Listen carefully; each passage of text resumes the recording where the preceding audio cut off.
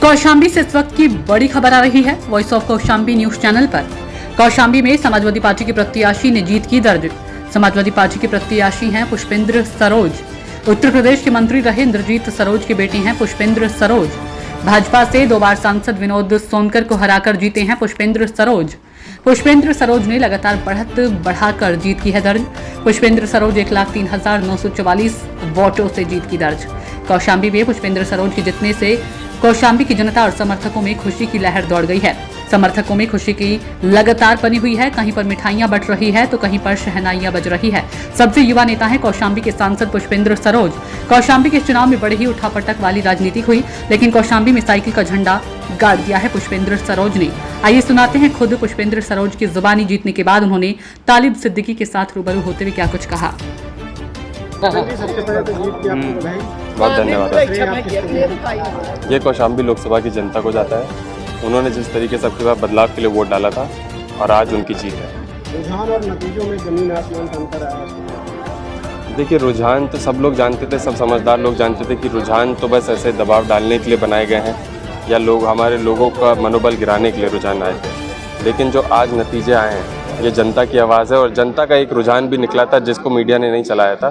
तो जनता का रुझान आज समझ में आ रहा है। पुष्पेंद्र सरोज के रूप में देश को सबसे युवा सांसद मिले, मुझे तो उम्मीदें भी आपसे कितना खरा। देखिए, ये तो वक्त बताएगा। अगर मैं यहाँ पे आपको कुछ भी बोल जाऊँ तो ये मेरा राजनीति इस तरीके की नहीं है। मैंने अपने लोगों के उनके मुद्दों को लेकर वोट मांगा है। उनकी आवाज़ मजबूती से संसद भवन में रखी जाए इसलिए वोट मांगा है और वही काम मैं संसद भवन में करूँगा जाके। राजनीति में इस देश से और क्या कुछ विजन रहेगा?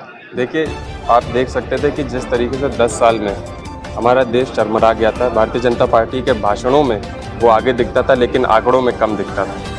तो हम समझदार हैं, हमारे लोग सब समझदार हैं। वो सब जानते थे कि हमारा देश कहाँ जा रहा है। तो देश को बचाना, हमारे लोगों को बचाना बहुत ज़रूरी था। घर घर जिस तरीके से लोग कमाई नहीं कर पा रहे थे, अपनी रोज़ी रोटी नहीं खा पा रहे थे, उनको मुफ्त का अनाज दिया जा रहा था और मुफ्त के अनाज पर उनको निर्भर रखा जा रहा था। तो उस व्यवस्था से निकल के हम फिर से देश को आगे बढ़ा सकें, अपने लोगों को मजबूती दे सकें, इसलिए मुझे राजनीति। आपके रूप में युवाओं को एक नई आवाज़ संसद भवन में मिली। देखिए, सिर्फ युवाओं को नहीं, हमको बहुत भारी संख्या में आशीर्वाद भी अपने बुज़ुर्गों का मिला है। तो युवाओं का और बुज़ुर्गों का जो हमको साथ मिला आपकी बात, वो एक बहुत अच्छा कॉम्बिनेशन बना और हमको सब वर्ग, सब जातियों का, सब धर्मों का और एक नया चेहरा जो लोग मांग कर रहे थे, तो उन्होंने मुझ में एक नया चेहरा देखा, एक नई आवाज़ देखी, एक नौजवान देखा जो उनके लिए काम करे, उनकी आवाज़ रख सके। तो मैं विशेष रूप से सबका धन्यवाद देना चाहूँगा। पिता का काम बहुत काम किया है। पिता के काम पे हमने बहुत वोट मांगा, नाम से नहीं।